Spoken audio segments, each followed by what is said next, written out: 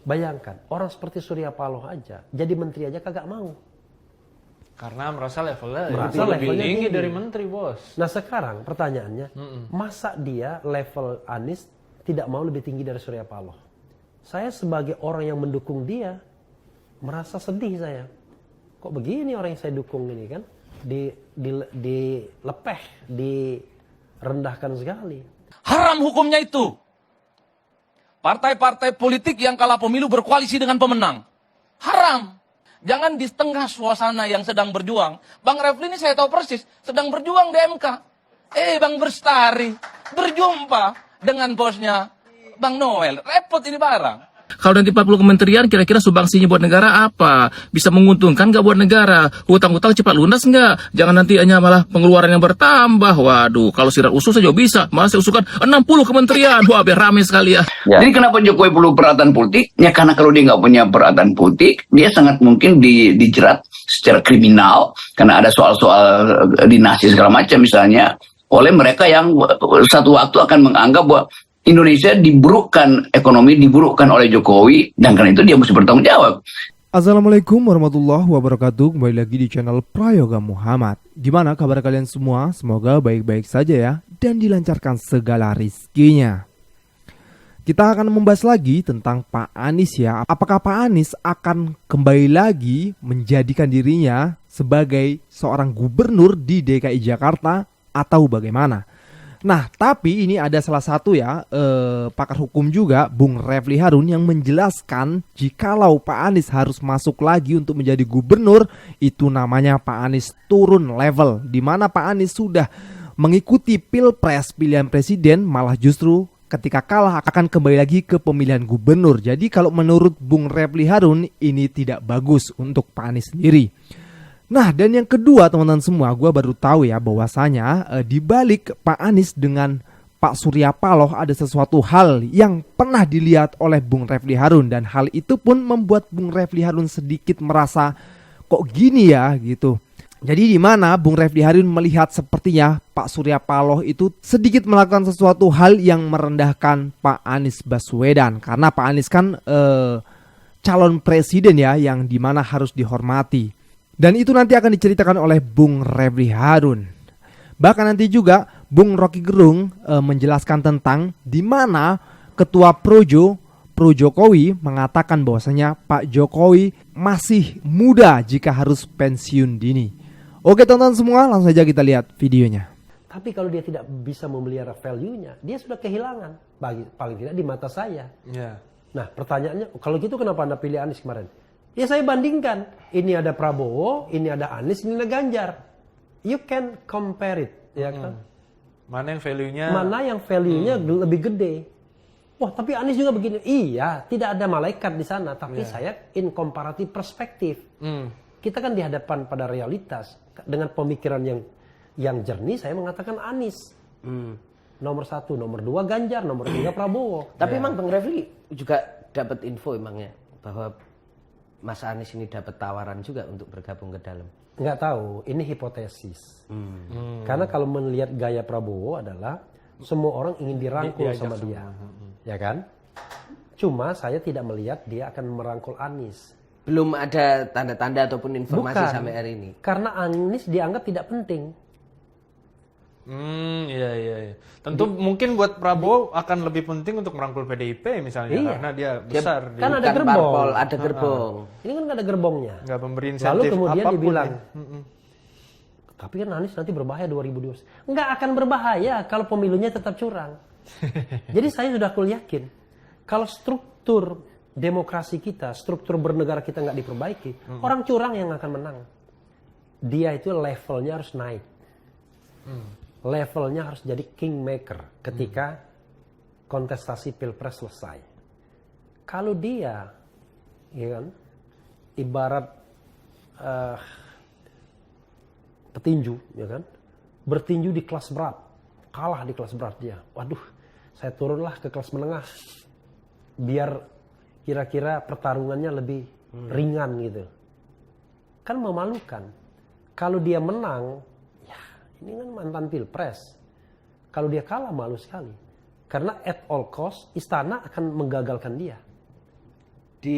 bahkan di majunya nanti kalau mungkin dia punya niat untuk maju DKI. Iya, kalaupun dia diinikan, udah istana akan menggagal dia, jangan sampai dia menang. Dan nanti kalau dikomplain di MK, tenang, kita sudah punya teman, minimal 5 orang di MK udah punya teman kita. Kalau Paman Usman ini lagi, udah punya 6 kita. Dengan asumsi aliansi Jokowi Prabowo nggak pecah. Tapi kalau aliansinya pecah bisa berbeda. Iya. Ya namanya manusia, ya kan? Tapi melihat situasi dia bukan. Oke, saya kader selesaikan parpol. tadi ya. Bayangkan, orang seperti Surya Paloh aja, jadi menteri aja kagak mau. Karena merasa levelnya Levelnya lebih tinggi tinggi. dari menteri, Bos. Nah sekarang pertanyaannya, masa dia level Anies tidak mau lebih tinggi dari Surya Paloh? Surya Paloh menjadi kingmaker sejak usia 50-an dia. Wah, udah gagah 50-an dia kan. Jadi ya mungkin karena dia kaya raya, dia pengusaha kan. Iya. Tapi Anies harus punya mental begitu. Saya sedih mendengar cerita ketika Anies disuruh ngangkat kursi itu. Ada pernah dengar cerita? Ya, yang kemarin video. Dia menghadap Surya Paloh lalu kemudian disuruh angkat kursi. Calon presiden. Saya sebagai orang yang mendukung dia merasa sedih saya. Kok begini orang yang saya dukung ini kan? Dilepeh, direndahkan sekali. Mudah-mudahan saya tidak keliru membaca konteksnya soal angkat kursi. Tapi kan instinctively aja, kalau kita merasa lebih besar daripada orang depan kita dengan santainya mengatakan, Ambil kursi. ambilin kursinya deh dong, gitu kan. Ya kan? Atau saya merasa, karena saya lebih senior, saya sena udelnya ngomong misalnya. Tapi begitu saya merasa di depan saya adalah orang yang saya hormati, Lece, almarhum Yakob Utama depan, pasti begini saya. Yeah. Gimana Pak Yakob? Tapi kalau di depan Tatang sama Vito begini, nggak perlu begini. Artinya apa Bang level yang kira-kira sepadan ya dengan posisi capres gitu untuk Pak Anies yang memang Bukan kader parpol. bukan kader parpol, logistiknya juga tidak sebesar Oke. Surya Paloh gitu, Ya, itu jauh. this is the question. Ya, dia harus berani susah dong. Bikin partai. Kalau dia mau berpolitik. Kalau dia menjadi guru bangsa, balik ke Paramadina atau balik ke universitas lain, jadi rektor. Pertanyaannya adalah, Anda mau menjadi tetap berpolitik, ya kan? Atau Anda mau jadi guru bangsa? Kalau Anda jadi guru bangsa, balik saja ke kampus. Tapi kalau tetap berpolitik, Anda harus fight di politik. Jangan Anda cuman cari tunggangan aja, vehicle. Ya itu tadi cerita dari Bung Refli Harun mengenai Pak Anies yang sepertinya dilepeh oleh Bung Surya Paloh. Dan beliau pun mengatakan ya, Pak Anies untuk bersusah dikit membuat partai. Dan tentu hal ini pun pernah dibicarakan oleh anak-anak Abah ya, para pendukung Pak Anies Baswedan yang mengatakan bahwasanya harusnya Pak Anies membuat partai politik saja gitu, agar 28% yang memilih Pak Anies ini bisa bersama-sama untuk mendukung partainya Pak Anies ketika nanti di tahun 2029 bisa maju bersama gitu, tanpa mengandalkan partai-partai yang lain yang nyata-nyata akhirnya meninggalkan Pak Anies. Oke teman-teman semua, ini ada video seru juga ya. Kita lanjut lagi ke videonya. Kalau saya dari lubuk hati yang paling dalam, dari dulu Bang Karni selalu mengatakan, haram hukumnya itu. Partai-partai politik yang kalah pemilu berkoalisi dengan pemenang. Haram. Pertama, secara ideologi politik, visi dan misi, partai ini selalu bertabrakan kalau mau pemilu. Oh, saya ingat betul. Visi misi yang dibuat oleh kubu nomor 1 itu, Kak. Bang Barus. Ingat betul saya. Apa yang mereka tolak? IKN. Anies dan Muhaimin ingin bikin ratusan kota-kota maju. Seperti IKN itu yang dianggap sebagai ini penghamburan uang negara. Tidak setuju pindah Jakarta. Sampai partai pendukungnya PKS itu bikin baliho segede Alaihim di depan kantornya itu. PKS tolak pindah ibu kota. Infrastruktur dianggap ugal-ugalan. Demokrasi dianggap terjun bebas. Kok tiba-tiba iman politiknya goyang-goyang? Cocok berkoalisi dengan Prabowo dan Gibran. Dari mana ceritanya, Bang? Kok cepat sekali berubah iman politiknya? Ya minimal ada iddah politik. Ya. Iddah politik itu ada jeda masa di mana tuduhan-tuduhan terkait dengan kecurangan pemilu, kemarahan yang kalah, itu diendapkan dulu. Jangan di tengah suasana yang sedang berjuang. Bang Refli ini saya tahu persis, sedang berjuang di MK. Bang Bestari berjumpa dengan bosnya Bang Noel, repot ini barang. Kalau Bang Refli Harun tegak lurus segala macam dengan keadilan, tapi partai pendukung koalisi nomor 1 cari posisi aman masing-masing, termasuk PKB. Habis penetapan ya soal pemenang Pilpres, juga ada silaturahmi politik dan kebangsaan katanya. Setelah itu muncul goyonan-goyonan PKB jadi menteri kan, dan seterusnya. Yang ingin saya katakan adalah ini nggak boleh begini, kasihan pemilihnya. Oleh karena itu saya selalu juga mengatakan, kalaupun toh ada partai politik pendukung nomor 1 dan nomor 3 ingin bergabung dengan Prabowo Subianto dan Gibran Rakabuming Raka, tanyalah ke mereka yang memilih dalam Pilpres 2014 yang lalu. Anies dan Muhaimin itu 23%. Tanyalah ke mereka. Lebih pro mana? Berada di luar kekuasaan atau bergabung? Kalau memang yang 23% itu lebih banyak ingin bergabung, ya bergabung. Supaya pemilih itu tidak merasa ditinggalkan dan tidak merasa dihianati. Begitupun dengan partai pendukungnya Pak Ganjar dan Pak Mahfud. Tanya ke basis konstituennya. Yang 16%, 14 Februari memilih mereka. Lebih setuju di mana? Berada di luar atau ingin bergabung dengan koalisi. Kalau itu sudah dilakukan, ada potret kecenderungan pemilihnya. Saya kira legitimasi untuk berkoalisi sekalipun, saya kira akan mungkin terjadi. Jadi rakyat yang memilih tidak merasa ditinggalkan, tidak merasa ditolimi, dan tidak merasa dihianati. Mantap sekali ya Bung Adi kalau bicara ya. Jelek sekali ini, harusnya yang seperti Bang Barus itu malu lah ya dengar kata-kata dari Bang Adi sendiri. Secara tidak langsung Bang Adi mengatakan ya kan, terlalu lemah gitu loh. Kalah tapi malah justru masuk dan ikut di koalisi Pak Prabowo. Harusnya kan menjadi oposisi, itu lebih bermartabat. Oke teman-teman semua, kita lanjut lagi ke videonya. Negeri ini kaya raya tapi rakyatnya miskin. Yang kaya hanya orang asing dan penjilat orang asing. Antek orang asing. Ya, sehingga pakaian kita diekspor kemana-mana tapi rakyat tidak dapat apa-apa.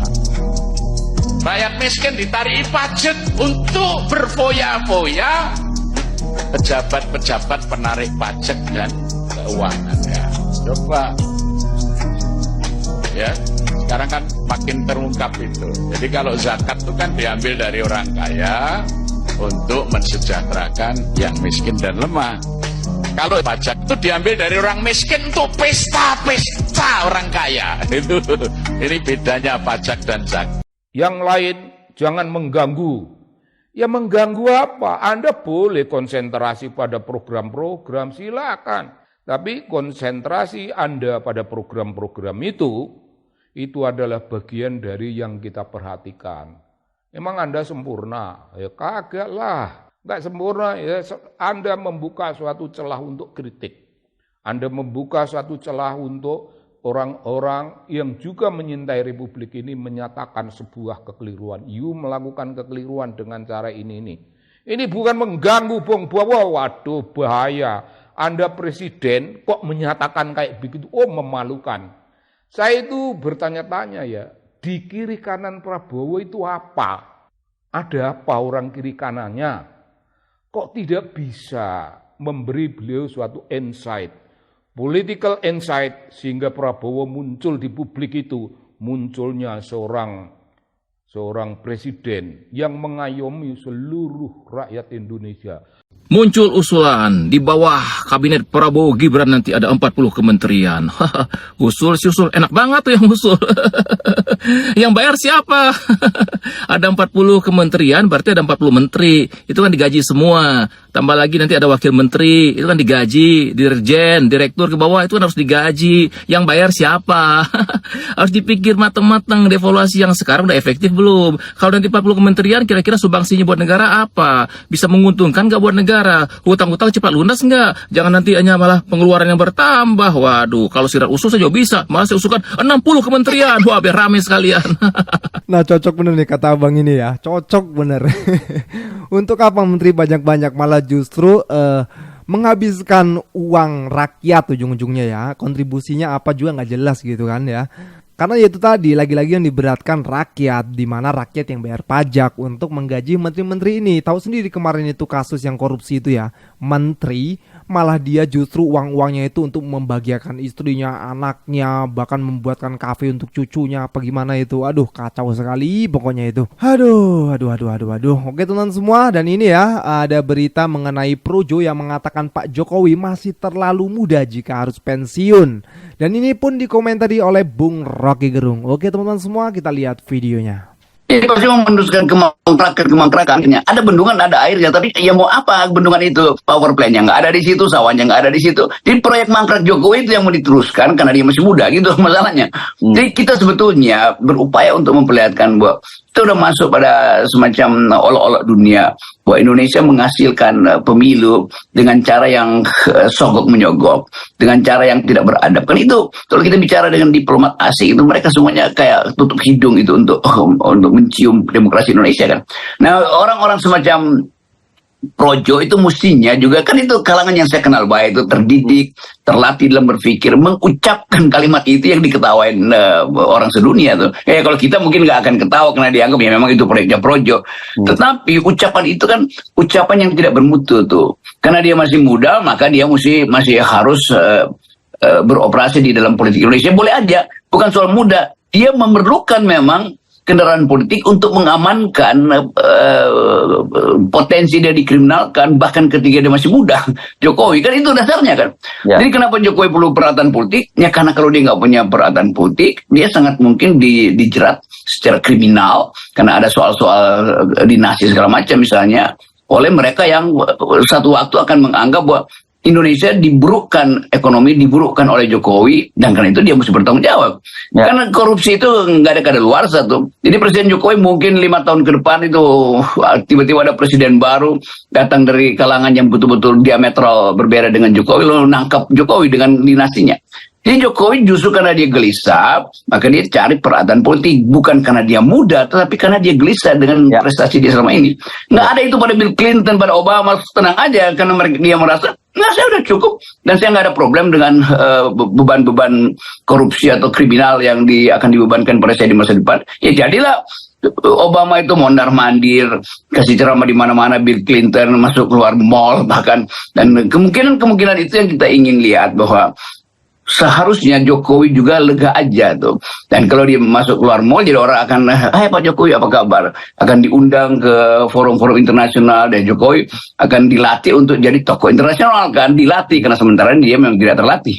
Jadi bapak bangsa itu mungkin lebih baik ya jadi penasehat ya kan, jadi pembicara di forum-forum internasional atau dalam negeri juga gitu kan, menceritakan tentang pengalaman beliau menjabat itu sepertinya lebih baik dan lebih bermartabat dan lebih elegan gitu loh, daripada harus cawe-cawe sana sini untuk mencari jabatan selanjutnya ketika lengser dari kepresidenan ini. Kalau menurut kalian gimana teman-teman semua? Ya kita doakan yang terbaik juga lah ya untuk para pemimpin kita. Mudah-mudahan negeri ini dipimpin oleh orang-orang yang lurus, orang-orang yang benar-benar pro dengan rakyat dan memikirkan rakyatnya. Oke teman-teman semua, gue rasa cukup ya. Jangan lupa untuk berikan komentar kritikan kalian di bawah ini. Jangan lupa juga untuk like, subscribe channel ini. Sekian dari gue Prayoga Muhammad. Wassalamualaikum warahmatullahi wabarakatuh.